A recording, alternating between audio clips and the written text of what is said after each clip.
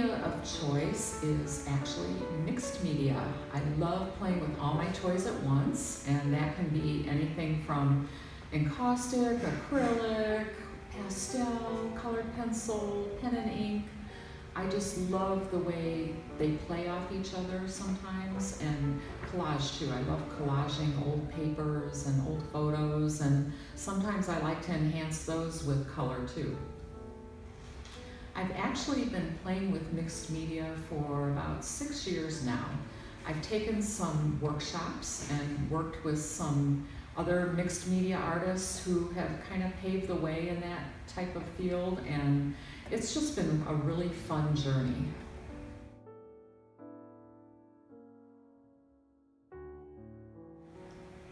I think I've always known that deep inside I was an artist. When I was a child, I was always the one who would kind of get bored, and then I can remember saying to my mom, I'm gonna go make something. So I think I always kind of had that creative vein, and I did a little bit more with it in high school, and then it came time to make a decision about the future after graduation, and it just kind of hit me. I wanted to go to art school, so that's what I did. I was fortunate enough to attend the American Academy of Art in Chicago, and the first year there you just kind of take a very basic but very important fundamentals class and life drawing. Unfortunately, I did not care much for life drawing when I was in it, but now I wish I could go back and do it again. And I guess that's just youth. But after that, I decided to pursue watercolor painting. And I was very fortunate to study under Irving Shapiro, who was a member of the American Watercolor Society, and I did that for 2 years. And I also received an associate's degree in graphic design. And so I kind of worked in that field probably most of my adult life, off and on. When I was raising our family, we have 2 adult children, I was able to freelance a little bit. I freelanced for some agencies. I worked for a local newspaper. And so it's just been recently that I've kind of gotten back into the fine arts side.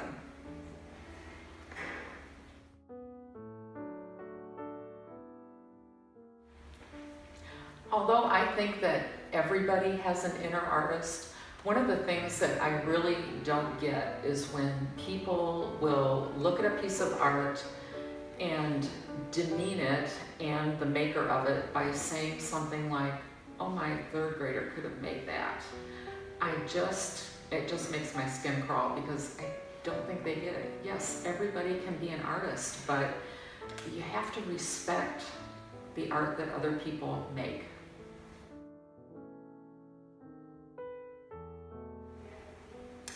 If I could give any young artist advice, I think it would be make art every day, even if it's just 5 minutes. Just do something that makes you feel good, that you can wake up the next day and go look at and say, yeah, I'm glad I took that 5 minutes, 20 minutes and did that, because it's a part of you. You can't help it, but just do it every day.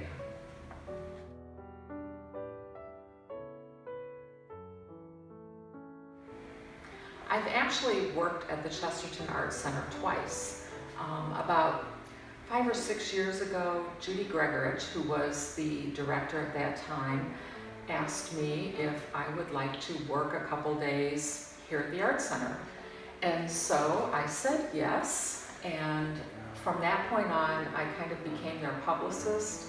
I handled all of their media functions, like press releases, photos, that kind of thing. And I have to say, back then there was no social media, so this was all old school, and I did that for a while, and then I took some time off to be an artist full-time. Well, before too long, Judy was ready to retire, and I knew that the position was going to be available, and I applied for it, and the board hired me. So I've been here now about 1.5 years as the executive director, and loving every minute of it.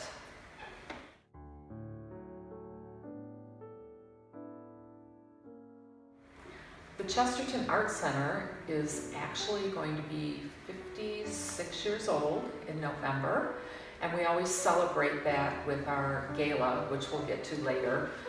But the Art Center was actually started after the Chesterton Art Fair. So what I'm saying is the Chesterton Art Fair came first because that was started by a group of artists from Chicago who would come out here for the weekends and really love the area. So they started the Chesterton Art Fair, and then a year or so later they decided that they really needed a place here in Chesterton where the artists could gather and meet and share their knowledge and show their work. So after that, the Chesterton Art Center was founded, and back at that time it was called the Chesterton Art Gallery.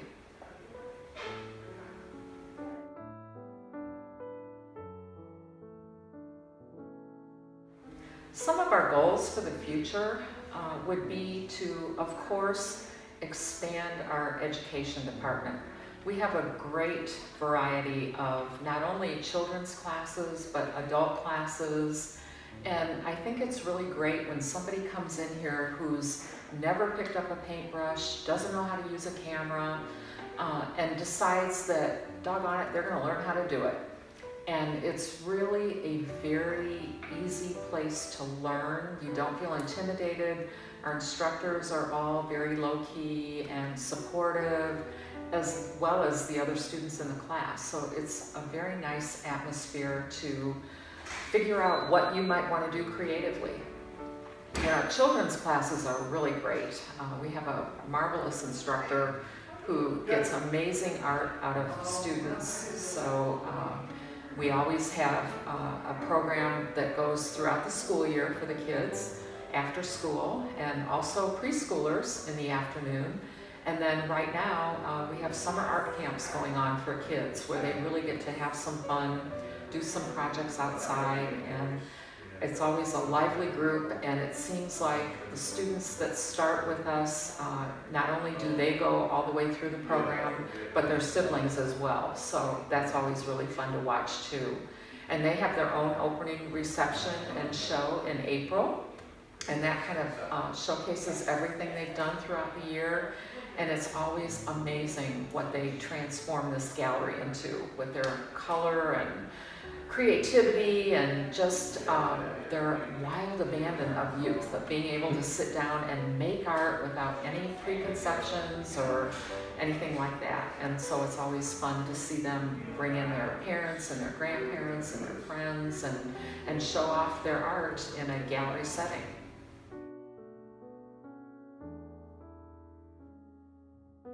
Here at the Chesterton Art Center, we have about 350 to 380 members, and they're not all working artists. I would say about a third of those are, and the rest are just lovers of art, patrons and people who enjoy our classes, and people that just visit every month to see the new exhibits that we have. And in January and February of this year, we actually redid our front gallery space, which now will allow us to run 2 shows at once, which is really great because that gives artists a chance to display and also keeps people coming in to see, you know, what's new every month in 2 places. So that's very exciting for us.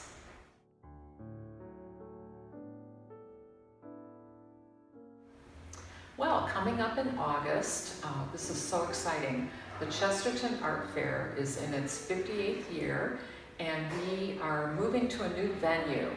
We have been in Porter at Hawthorne Park for the past 20 years, and this year we are moving to Dogwood Park in Chesterton, which is a lovely, lovely park with flat ground, sidewalks, ample parking, electricity, and a really great space for an art fair. Some shade, some trees, some playground.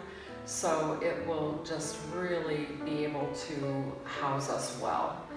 And the art fair will be on Saturday and Sunday, August 6th and 7th this year. It will run on Saturday from 10 to 5 and on Sunday from 10 to 4. And this fair is a juried fair, and we have anywhere from 75 to 100 artists every year, and they come from all over the country. So we have artists coming from Florida, from Colorado, from California, from all over. And it is juried, all types of media, and so it promises to be a really great fair this year in our new location. Parking is always free. There's a children's booth where kids can get their hands dirty and play with paint and take home their own piece of original art. There's music. There will be some food trucks this year, so great food.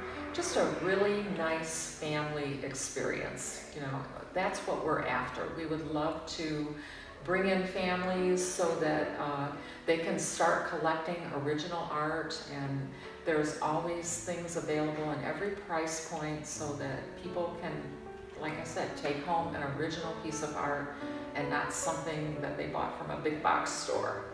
So our artists always offer small pieces, large pieces.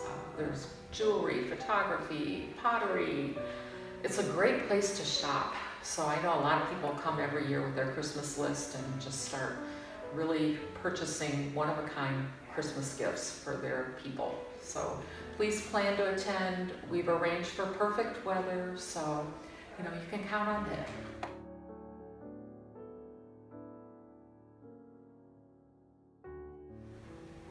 Our Art After Dark Gala will happen on Friday, November 4th at Sand Creek Country Club, and this is such a special evening for us. It's held at Sand Creek, like I mentioned, and it's a beautiful hors d'oeuvres, dinner, dancing, silent auction type of event where really our art patrons come out and support us by purchasing auction items and just talking to a lot of the artists that are there that evening, and it's just a really, really nice event. And this definitely helps with our operating expenses for the following year, so it's very important to us, but it's such a good time that everybody that comes always comes back the next year, and it's usually over 100 people, and Sand Creek has been so lovely with us. They provide beautiful food, and we usually have an open bar and music and dancing, and so it's just a really, really fun, classy evening for our patrons. And it takes a lot of planning and a lot of community support, which we have every year, so it just makes it really more fun than work and just a really nice evening out.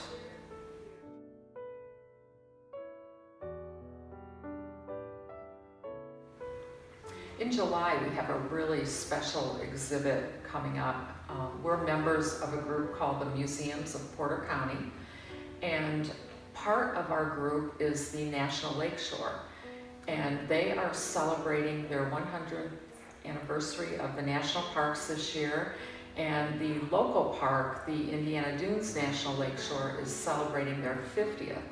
So we have partnered with them to have an exhibit called Artists in Residence and Resident Artist. And what that is every year the National Lakeshore provides housing for an artist on the beach, and they are allowed to stay there for a week or two and create their art. And what they give the lakeshore in return is a piece of their work. So this has been going on for years and years. So we will be showing some of the works that have been created at the National Lakeshore through their Artist in Residence program. And also, they have some work of well-known local artist Hazel Hennell. And how that happened was Hazel and Vin Hennell's property fell into the boundaries of the National Lakeshore. So when Hazel and Vin had to move out of that space, lo and behold, there were items left there that the Lakeshore was able to rescue, like boxes of sketchbooks that belonged to Hazel, and a lot of her wood blocks, which she created her prints from. And I think the most fun thing of all is Hazel had an old wooden washing machine, and they have it. And so I was able to go to their very special place where they keep all their artifacts and choose the pieces that we'll be having in the display. And of course, I want the washing machine. It is so cool, you can't believe it. It's wood, it has a handle, and it's just hard to believe that this is how you lived back then. And she would, you know, gravitate from doing those kinds of things to making her beautiful art. So in July, that opening will be on Sunday, July 10th. And I believe that we will actually be able to pull a print that day from one of her wood blocks. So please plan to attend. It will be loads of fun, and there will be cake and refreshments. And like I said, the pieces of art that have been collected by the National Lakeshore from their Artist in Residence program, which is always fun because it's also different.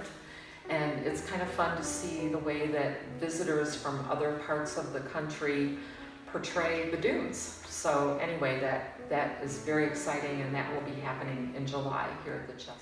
Also in July, in our front gallery space, we will be hosting the String Along Quilt Guild's quilt show, which actually is related to Indiana's bicentennial. These are very special quilts, and we thought that that would be a great tie-in with what we're going to be having in the back gallery with the National Lakeshore, celebrating Indiana's 200th anniversary with their quilts. So you'll want to check that out as well.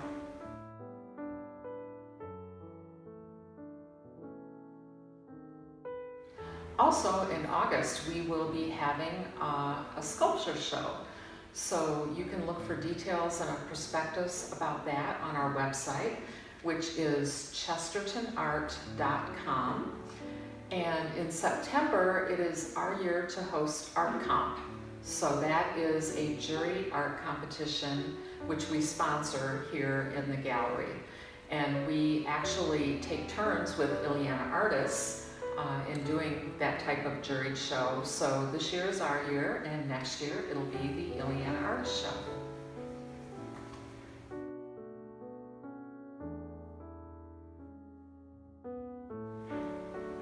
To become a member here, membership is $25 a year for a single membership, $35 for a family, and you are entitled to get our newsletter, our printed newsletter in the mail every month, and also a 10% discount on anything you purchase, and a price break on classes. And if you're a working artist, you can display your art in our members gallery and sell from that gallery, and of course enter any of the competitions that we have here. Also, if you would like to have a solo show, or we always do group shows here too, you can apply for that as well.